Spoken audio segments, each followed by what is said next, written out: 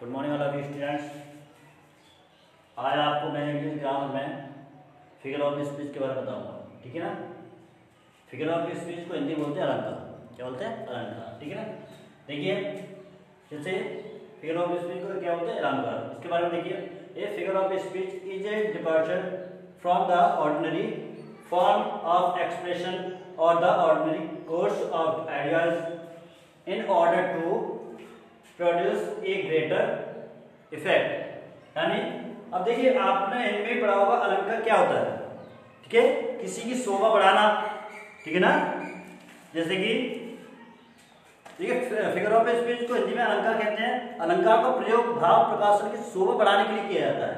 किसकी? किसी की शोभा बढ़ाने के लिए इसका प्रयोग किया जाता है। जिस प्रकार आभूषण स्त्री की शोभा बढ़ाते हैं, जिस प्रकार आभूषण स्त्री की शोभा बढ़ाते हैं, ठीक है, उसी प्रकार है ना, उसी प्रकार उसी भाषा में सरलता, नवीनता, माधुर्य और सौंदर्य के लिए अलंकार का प्रयोग किया जाता है। उसी प्रकार इंग्लिश में भी इस जो हमारी पोएट्री होती है उसकी शोभा बढ़ाने के लिए, काव्य की शोभा बढ़ाने के लिए इस अलंकार का प्रयोग किया जाता है, ठीक है। जैसे कि आप देख रहे हैं there are 7 types of figure of speech, ठीक है। फिगर ऑफ स्पीच कितने भाग मारते हैं, ठीक है, 7 प्रकार से करते हैं, ठीक है। पहला होता है सिमली। पहला क्या होता है? सिमली। जो सिमली को हिंदी बोलते हैं उपमा अलंकार। क्या बोलते हैं? उपमा अलंकार, ठीक है। सिमली बोलते हैं उपमा। अब देखिए उपमा होता क्या है, ठीक है, इसके बारे में मैं बताऊंगा। पहले सिमली होता है, दूसरा होता है पर्सोनिफिकेशन, सॉरी दूसरा होता है मेटाफोर। दूसरा क्या होता है? मेटाफोर। इसको हिंदी बोलते हैं रूपक अलंकार। क्या बोलते हैं? रूपक, ठीक है।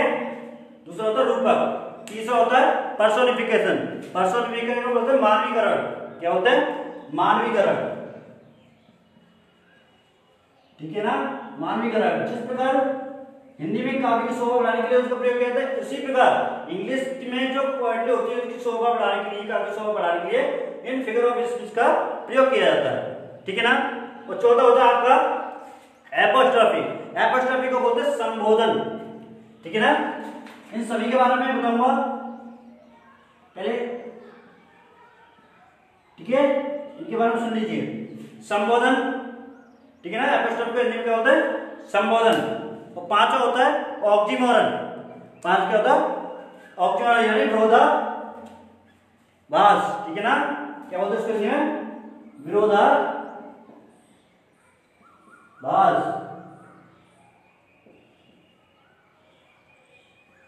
ठीक है। इसको क्या बोलते हैं? विरोधाभास। फिर होता है हाइपरबोल, ठीक है, अतिशयोक्ति, ठीक है। इसको हिंदी में बोलते हैं अतिशयोक्ति।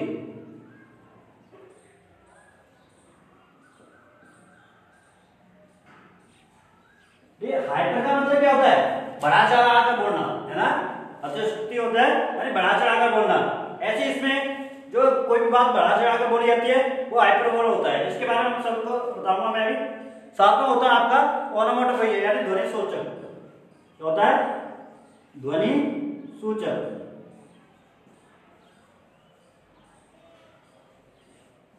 ठीक है ना। ये हमारे कितने होते हैं? 7 होते हैं। जो इंग्लिश में हमारे जो अलंकार दिए गए कितने दिए गए हैं? 7 दिए गए हैं, ठीक है ना। आप इनके बारे में थोड़ा सुन लीजिए। पहला आपका चलेगा सिमली, ठीक है। अलंकार तो आपको समझ में आया किससे? यानी किसी काव्य की शोभा बढ़ाने के लिए, ठीक है, किसी काव्य की शोभा बढ़ाने के लिए किसका प्रयोग किया जाता है? फिगर ऑफ स्पीच का, ठीक है। देखिए पहला होता है सिमली। सिमली यानी उपमा अलंकार। देखिए उपमा अलंकार कहते किसे हैं, ठीक है। डेफिनेशन चाहो तो लिख सकता हूं, लेकिन आप लिखने का उसमें लिख लेना, पहले इसको समझना जरूरी होता है। पर सिमली कहते किसे हैं, ठीक है ना। देखिए ये simile is the comparison between two object. ये simile is the comparison between two object of different kinds which have, ठीक है ना। आप तो मैं इसकी डेफिनेशन लिख सकता हूं, ठीक है ना।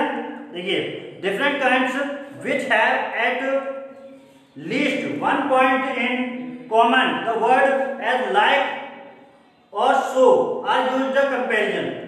देखिए किसी की तुलना बनाने के लिए, यानी उपमा अलंकार दो भिन्न प्रकार की वस्तुओं को तुलना करता है, दो भिन्न प्रकार की चीजों का क्या करता है, तुलना करता है, ठीक है ना। कंपैरिजन बिटवीन टू ऑब्जेक्ट, यानी दो किसके बीच में तुलना करता है, तो वस्तुओं की तुलना करता है जिनमें कम से कम एक गुण समान हो। कम से कम क्या होना चाहिए, कम से कम इसमें एक गुण समान होना चाहिए, ठीक है ना। कम से कम एक गुण समान होना चाहिए इसका, ठीक, कम से कम एक गुण समान हो। इसमें एज, लाइक या सो शब्दों का प्रयोग समानता व्यक्त करने के लिए होता है, ठीक है। इसकी समानता को कौन प्रयोग करता है, एज, लाइक और सो। अगर ये तीन वर्ड आ जाए तो समझना वो सिमिली है, ये किसी की क्या बताता है, इसमें समानता प्रकट करता है, ठीक है। जैसे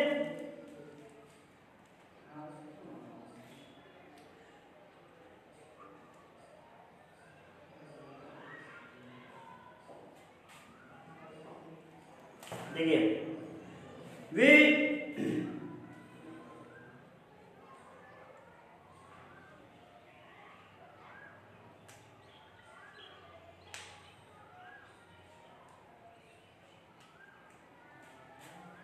जैसे, ठीक है ना। अब इसको थोड़ा रफ करना होगा।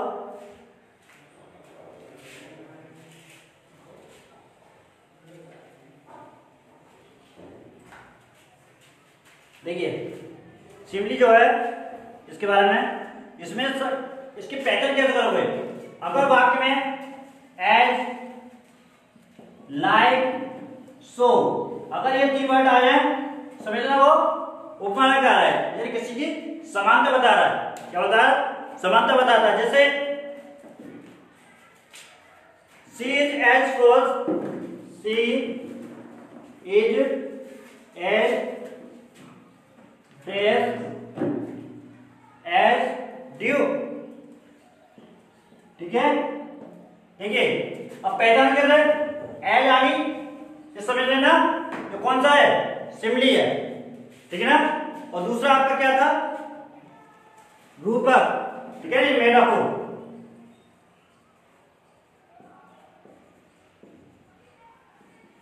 इसको हिंदी बोलते हैं रूपक।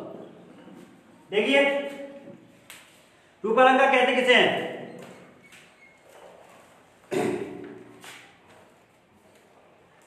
A metaphor is an implied simile. It does not like simile state that one thing is like another or acts as another, but takes that for granted as if the two things were one.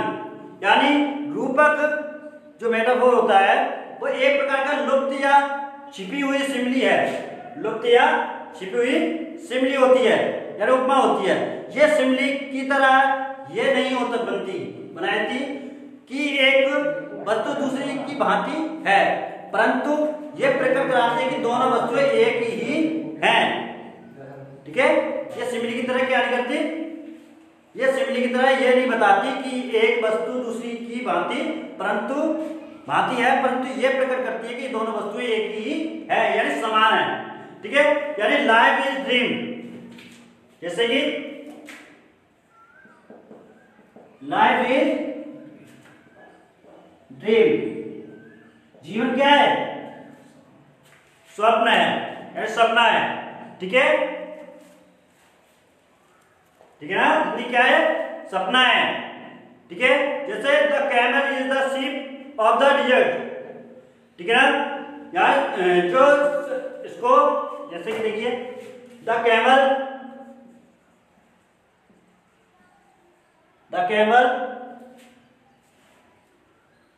is the ship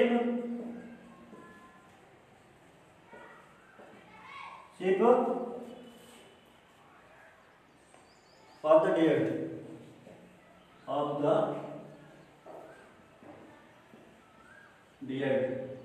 ठीक है।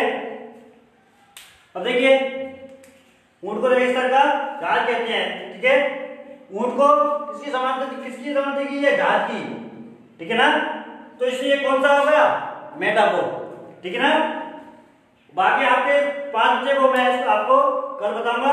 आपको इसको ध्यानपूर्वक अध्ययन से पढ़ते रहिए। ठीक है ना।